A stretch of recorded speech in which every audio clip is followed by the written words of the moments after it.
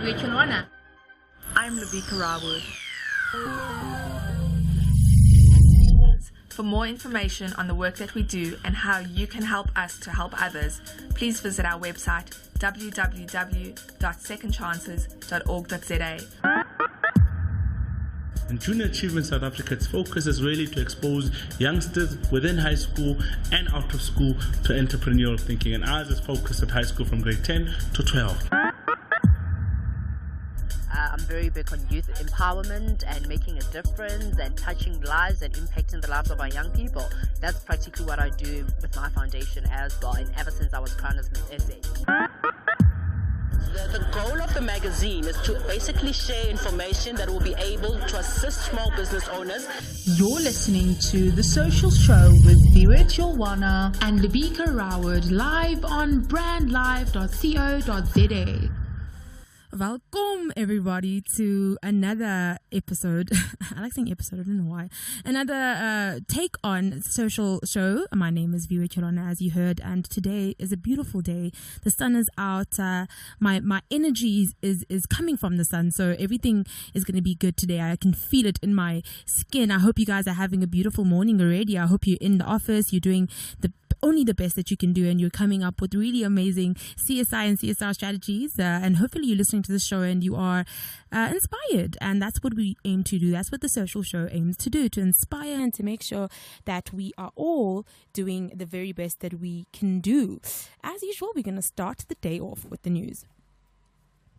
A digital game competition is set to give Western Cape residents the opportunity to drive social change in their communities. The Serious About Games initiative uses a new approach to address the challenges facing the province's poorest residents. 4 teams have been selected as semi-finals and have been awarded 50,000 rand to develop the prototype of the game, which must be ready for final judging by the 24th of March. The project is a collaboration between the Western Cape Department of Economic Development and Tourism, the Cape Innovation and Technology Initiative, Interactive Entertainment South Africa, 67 Games, and the Cape Craft and Design Institute.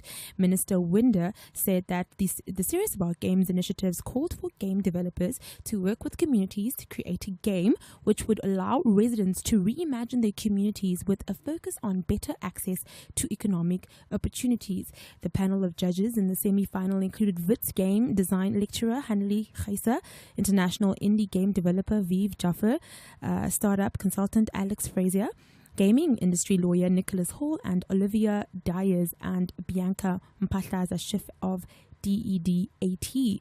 The winning team receives 1 million to develop their game and make it available to their communities. In other news, the student housing crisis appears to be escalating in the mother city. The University of Cape Town has appealed to some homeowners in the southern suburbs to help ease the current shortfall of accommodation. At the same time, there are reports that some students at the Cape Peninsula University of Technology Wellington campus have resorted to sleeping on the floor of the campus storerooms. UCT Deputy Vice Chancellor for Transformation, Professor Loretta Ferris, says high rental prices have made off-campus accommodation prohibitive for vulnerable students. The spaces are pegged at a rate that is so high that it becomes unaffordable for our students. That is why students end up sleeping on the floor, and that's what they are trying to alleviate. UCT's off-campus student accommodation service office links students up with affordable accommodation through their database of local landlords. Ferris explained that university has asked property owners to make accommodation cheaper, rooms in the region of 3,000 to 4,000 per month, and considering waiving their deposits as well. She says that the appeal for cheaper accommodation has already resulted in additional 45 beds over the weekend, and she hopes to see more property owners drop their rental prices.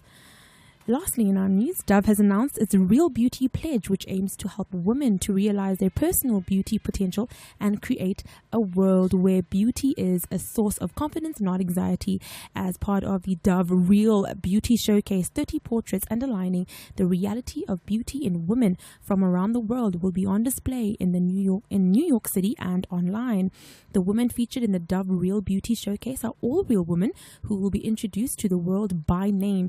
Each of them had a say in how they looked in their photographs, and some of them featured have have also benefited from self-esteem education delivered through Dove Self-Esteem Project, a project created to help girls develop a positive relationship with the way they look and to reach their full potential in life. Dove research found that although 9 to 10 women and girls in South Africa are proud to be female and embrace it, 65% of women and 72% of girls wish the media did a better job of portraying women of diverse physical appearance in terms of race, age, shape and size. 54% of South African women and 58% of girls believe the media and advertising set an unrealistic standard of beauty most women can't ever change, and 73% of women believe that the social media creates more pressure for the way people look. And that concludes our news for the day. Have you ever thought about the power of social media? Social media has the power to make your business grow. Yeah. Why don't you let us manage your social media? Because our business is to see your business grow. Visit us at www.bstownmedia.co.za. When we hear or read of entrepreneurs, we often hear of the likes of Richard Branson, the normal, Steve Jobs, or Mark Zuckerberg, or all these American really, really rich, like Trump, all these kind of things. But rarely do we hear about African entrepreneurs that changed the game and revolutionized the industry, let alone about African social innovators. Yet we strongly believe that the destiny of our continent is shaped by the greatness of our people.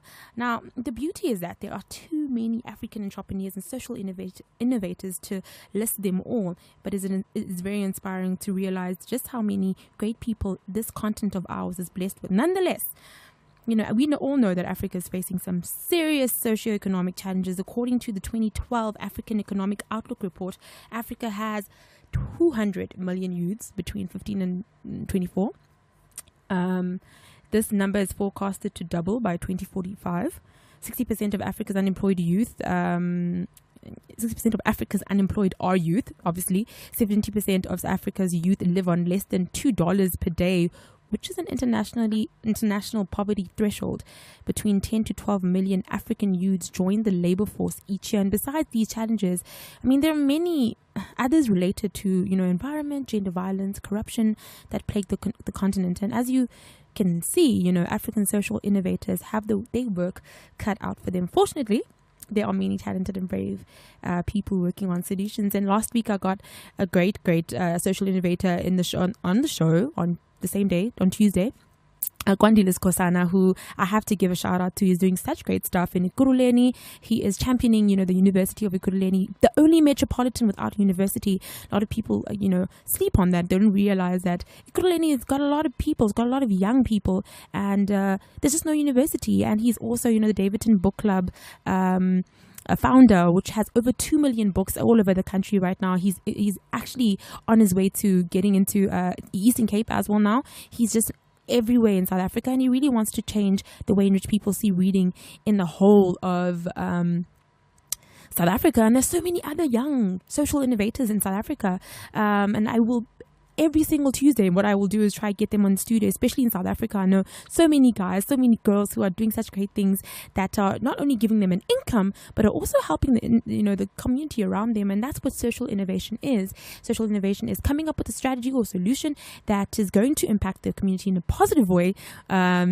But you will be able to also live off of it, because that's what we all want. We want, entrepreneurs. We want more social innovators in South Africa. But anyway, today I'm going to talk about the top African social innovators who are actually doing a lot of work and are making a lot of money. And hopefully you can get inspired today if you are young and you're a social innovator.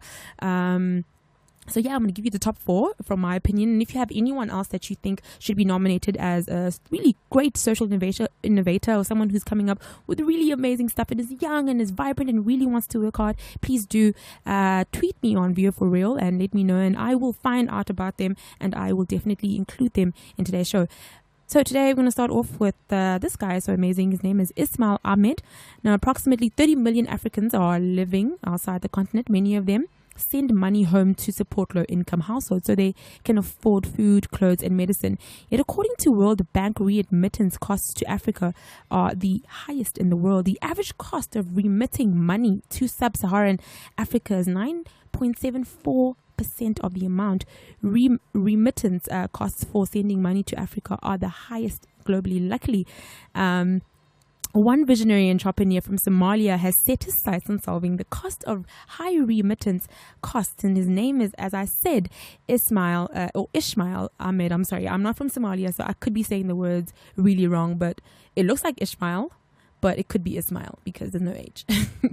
And his company is called World Remit. Now, World Remit is an innovative fintech company that wants to make it easy, fast, and safe to send money online, anywhere, anytime. And now their goal is to provide a low-cost alternative to the high-cost providers, which, such as Western Union, that make remittance costs to Africa the highest in the world. In case you are interested, check out the review of World Remit on Rise Africa, and you'll see exactly what that review means, when it means we a third world country have the highest costs when it comes to sending money back home.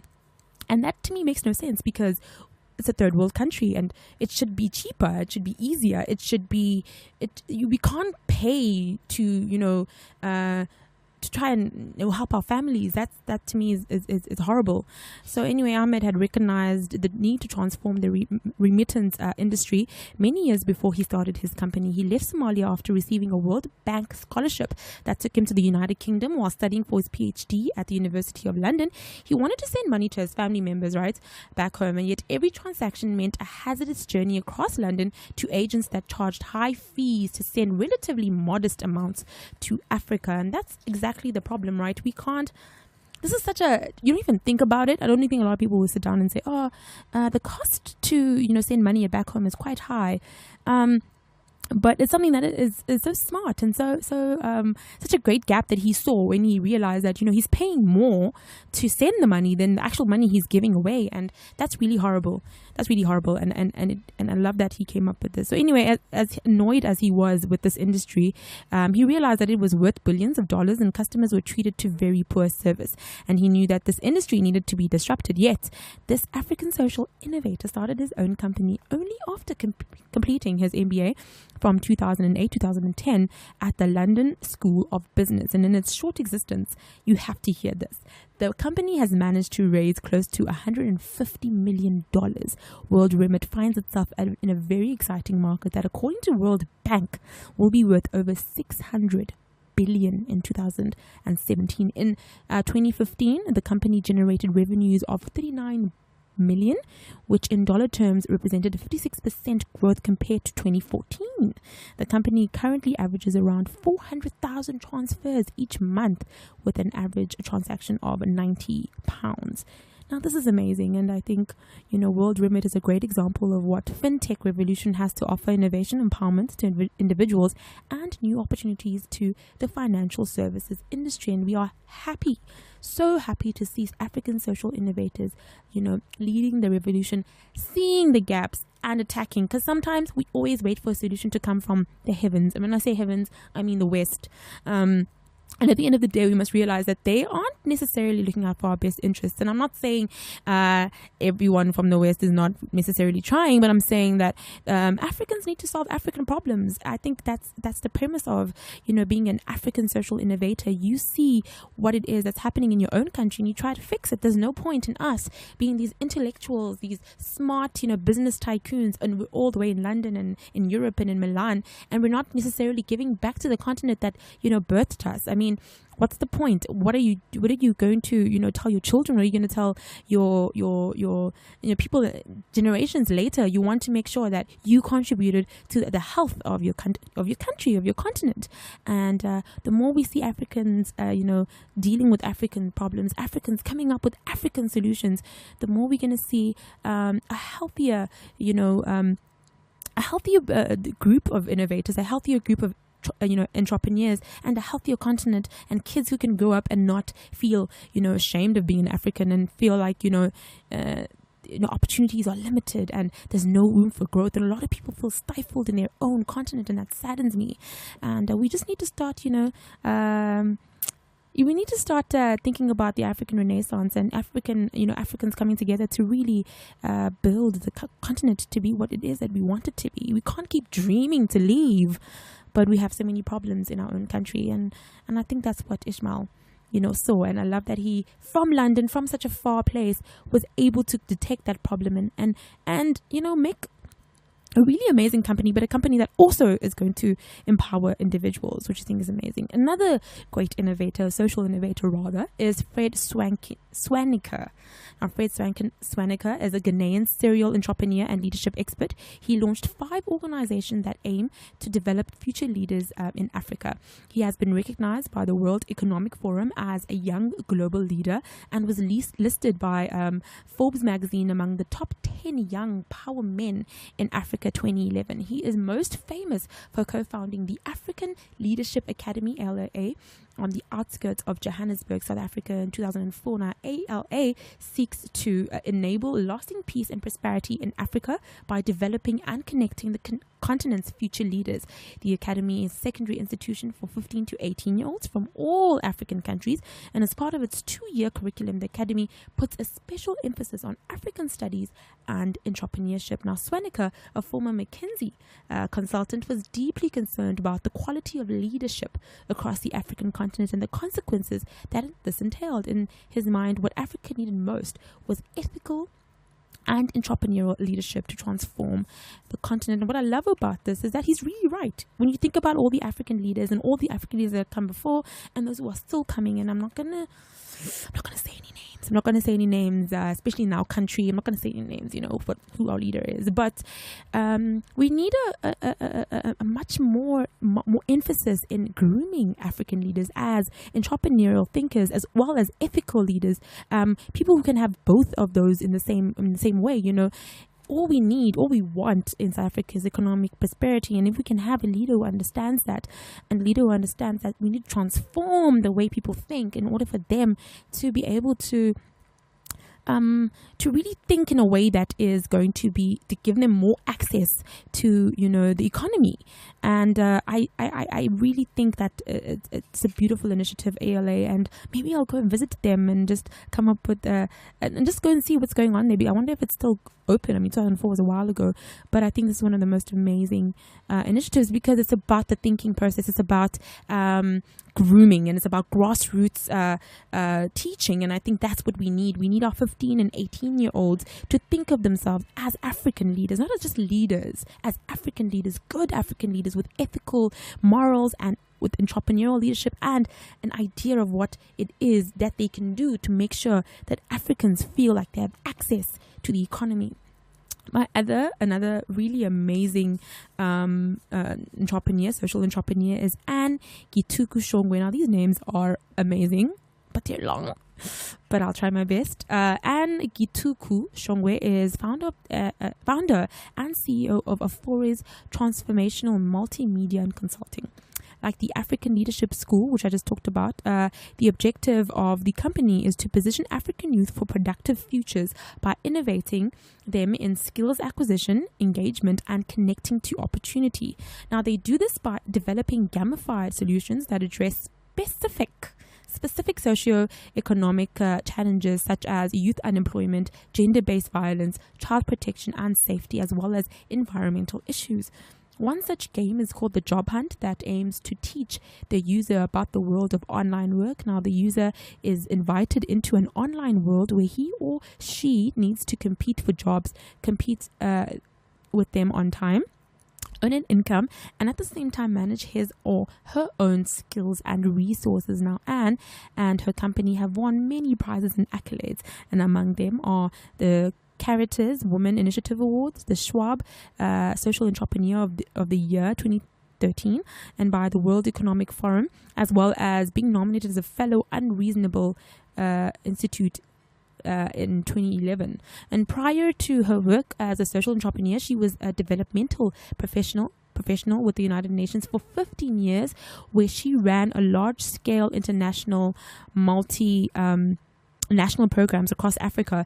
In addition, she has also, a master's degree in international development management from the American University in Washington, D.C. Again, as someone who believes completely in making sure that we teach people how to be responsible. We teach Black people how to be responsible. We teach African people how to understand what kind of skills they have, what kind of resources they have, what kind of money they can earn, and how they can use that to better their lives, to better the quality of their family lives, and to also give back to the community. And that's what's so amazing about social innovators. What they do, that they make sure that they are giving back to the community, but they're also leading by example. They're also saying, you know what, this is what we found, this is the gap we found, this is what we're going to teach because we've learned it, and we're going to give back to Africans, and hopefully that's going to translate to better generations who think about money differently, who think about giving differently, who think about innovation differently. You know, sometimes when you think of innovation or you think about entrepreneurs, as I said in the beginning of the show, you think of like,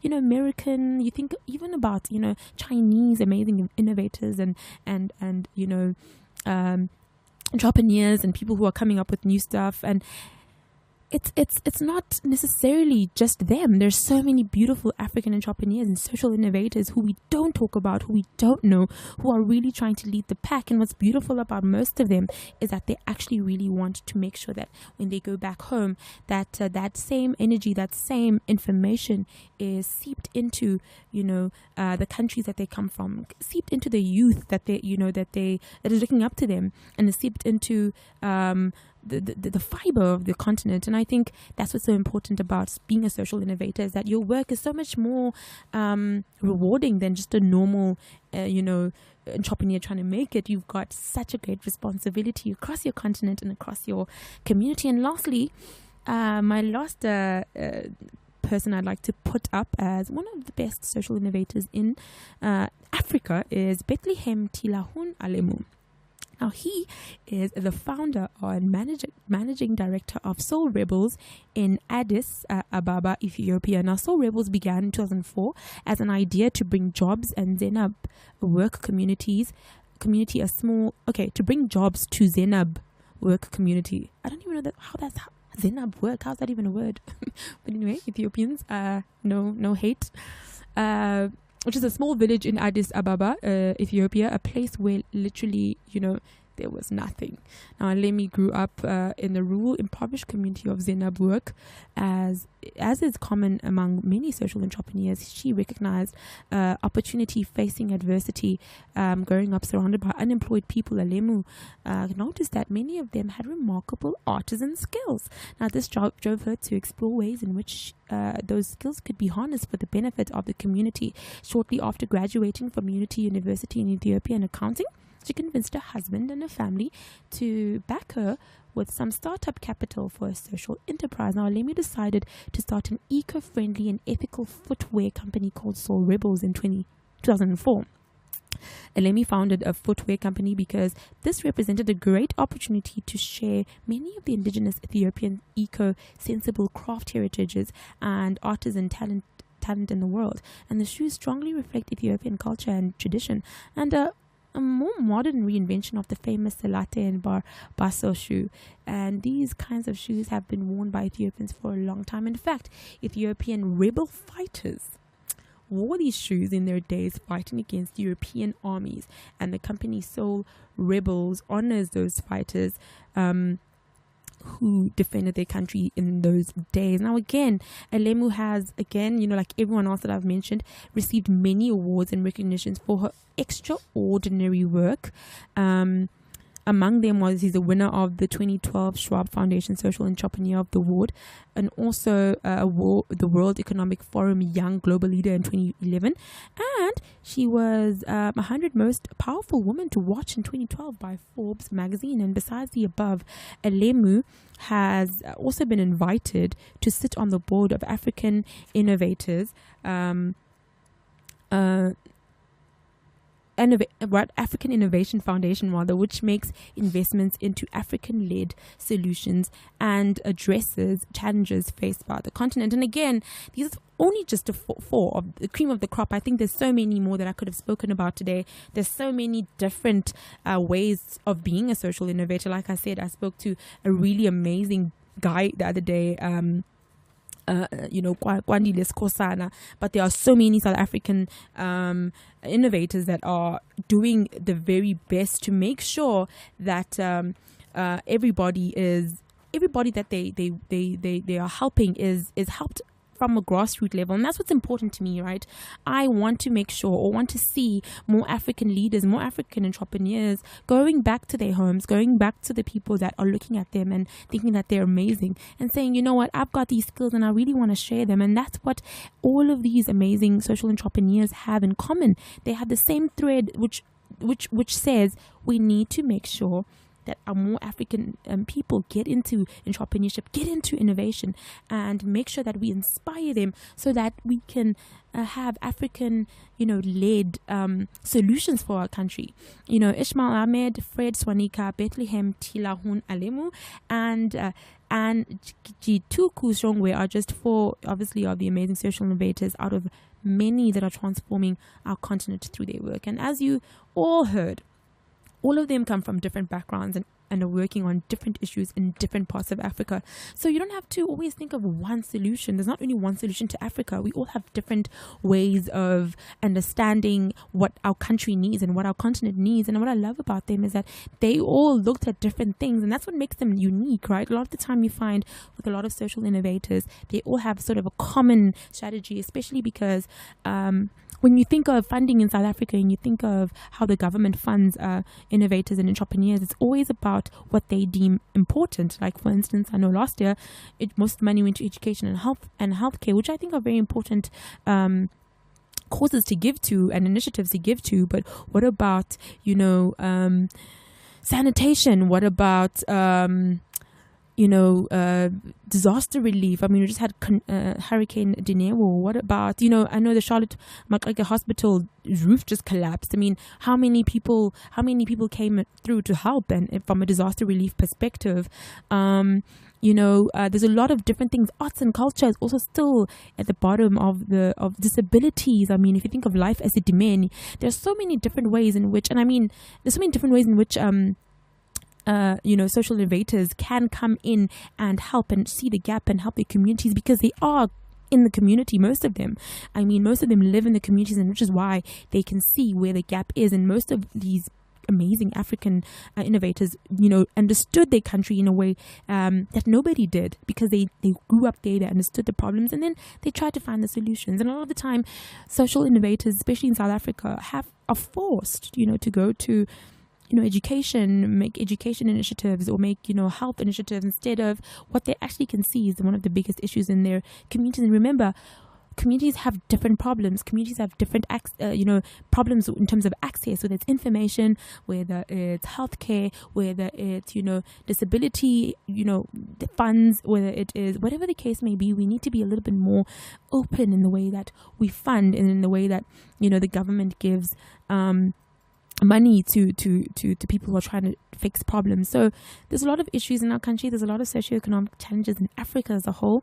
But the more we have these young minds coming up with such amazing initiatives, the more I feel, blessed to be in the country that I am, to be in the continent that I am, to know so many African thinkers and intellectuals and innovators is just a blessing. And to know that people are really looking out for African-led solutions for Africa is enough to make me sleep better at night. And I hope you learned a little bit more about social innovation today. And if you have an idea or you know somebody who's doing something amazing, please don't hesitate to let me know at Viwe For Real on my Twitter account, and I will definitely tweet you back and let you know what I think about whoever you tell me about. But more than that, it's important that we shine a light on these extraordinary individuals who saw their come up in helping the community. It's very rare. You don't see it a lot. And that concludes my show for the day. I will talk to you all again tomorrow morning. Live from 27 Boxes in the heart of Melville, this is brandlive.co.za.